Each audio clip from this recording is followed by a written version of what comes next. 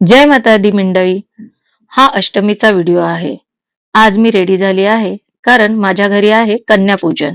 माझे नवरात्रीचे 9 दिवसाचे उपवास असतात. त्यामुळे घरी मी घटस्थापनाही करते आणि दरवर्षी कन्यापूजनही करते. आज मी कन्यापूजनसाठी काही गिफ्ट्स मागवलेत, काही चॉकलेट्स मागवलेत.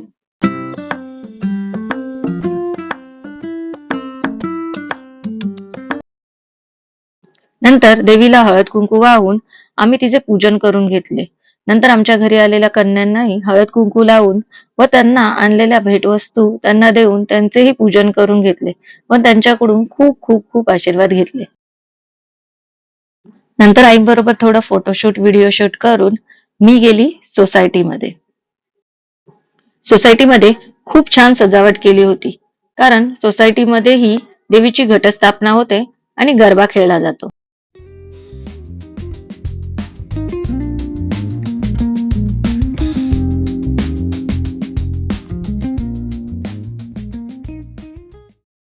तिथून मी गेली माझ्या माहेरी देवीची ओटी भरण्यासाठी.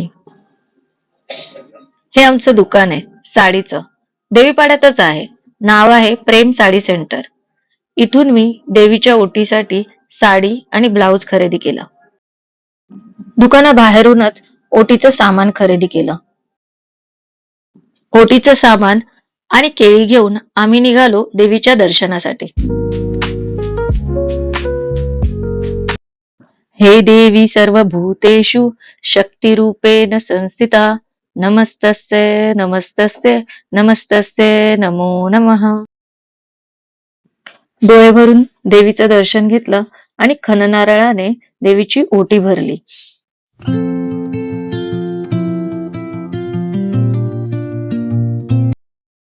देवीपाड्यात श्री चोपडाई देवीच्या मंदिराची प्रतिमा बनवली होती. ते पाहायलाही आम्ही तिथे थांबलो. आरती चालू होती.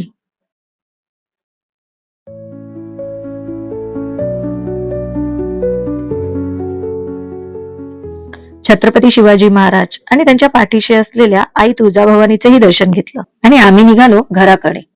आजचा हा व्लॉग मी इथेच संपवते. तुम्हाला हा व्लॉग कसा वाटला मला लाईक, कमेंट, सबस्क्राईब करून नक्की कळवा. आता मी चालली गरबा खेळायला. Bye bye.